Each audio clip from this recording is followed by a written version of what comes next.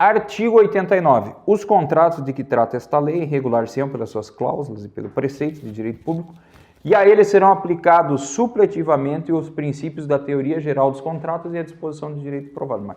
É direito privado, mas é supletivamente. Né? Parágrafo 1º. Todo contrato deverá mencionar o nome das partes representantes, finalidade, o ato que autorizou sua lavratura, copiar, colar. E da contratação direta e a sujeição dos contratantes a normas dessa lei e as cláusulas contratuais. Olha que legal isso aqui, ó. A sujeição dos contratantes às normas dessa lei. Então, quer dizer que se o contrato prevê alguma norma que não está de acordo com esta lei, então será que provavelmente o julgador, no caso de uma demanda judicial aí, diria, não, essa cláusula é nula, porque está lá que deve a sujeição dos contratantes à lei? Parágrafo 2º. Os contratos, então, se não tiver escrito essa aqui, ó, vou dar um exemplo. Ó, vocês esqueceram de inserir a redação do artigo 89, parágrafo 1º, que diz que deverá ter a sujeição às normas da lei. Vou dando exemplo de impugnação, tá? Parágrafo 2º. Os contratos deverão estabelecer com clareza e precisão as condições para sua execução expressa em cláusula, que definam os direitos, as obrigações e as responsabilidades das partes.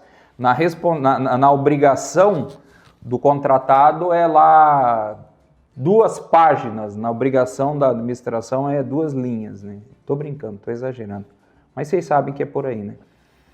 Em conformidade com os termos de edital de licitação e os da proposta vencedora ou com os termos do ato que autorizou, se for um caso de contratação direta, dispensa e inexigibilidade, os da respectiva proposta. Artigo 90. A administração convocará regularmente o licitante vencedor para assinar o termo de contrato ou para aceitar ou retirar o instrumento equivalente dentro do prazo e nas condições estabelecidas, sob pena de cair o direito à contratação sem prejuízo das sanções previstas nessa lei. Quer dizer, se não assinar o contrato determinado tempo, poderá ir as penalidades, né? Se declarar de inidôneo num caso extremo, a execução da garantia, se houver, né, a previsão aí da garantia, da caução, que hoje o mais utilizado aí é o seguro-garantia, temos também a carta-fiança e tal. Parágrafo 1º. O prazo de convocação poderá ser prorrogado uma vez por igual período mediante solicitação da parte durante seu transcurso, devidamente justificada e desde que o motivo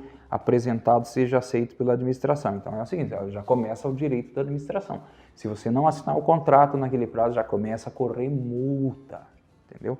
Mas pode ser prorrogado uma vez. Então já deixa, achar que precisa de tempo, já deixa o pedido pronto.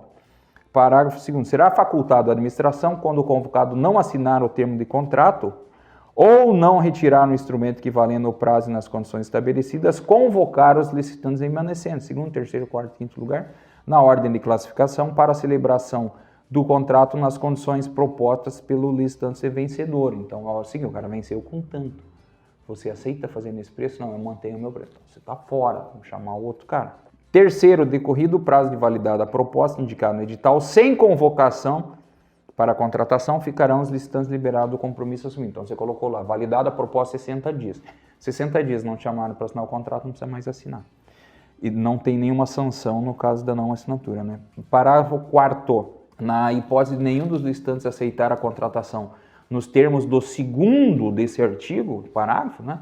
Parágrafo 2º desse artigo, a administração observado o valor estimado e sua eventual atualização nos termos do edital poderá, o que dizia o seguinte, que ela pode, quando o convocado não assinar o termo de contrato, então venceu, mas não assinou, então falar, aplica sanções, e o que é que a administração pode fazer nesse caso? Convocar os remanescentes para negociação na ordem de classificação com vistas à obtenção de preço melhor, mesmo que acima do preço do adjudicatório. Ou ainda, adjudicar e celebrar o contrato nas condições ofertadas pelos licitantes remanescentes, entendida quando frustrada a negociação de melhor condição. Então é o seguinte, são três possibilidades.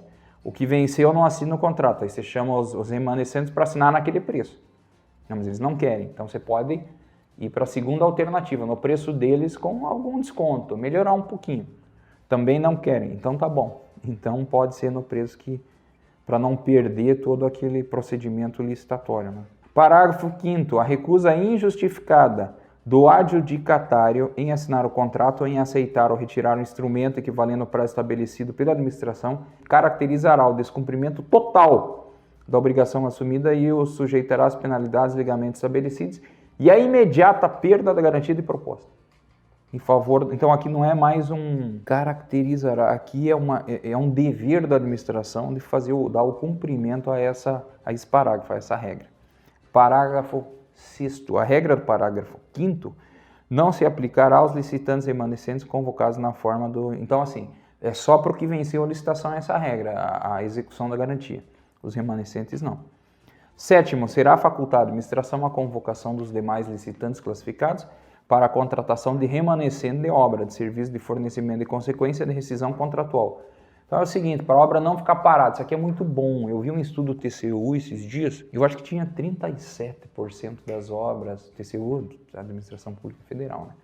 Das obras paralisadas com problema. Então aqui é o seguinte, deu rescisão contratual, no meio da obra a administração tem a faculdade de chamar o segundo colocado, terceiro, quarto, os remanescentes.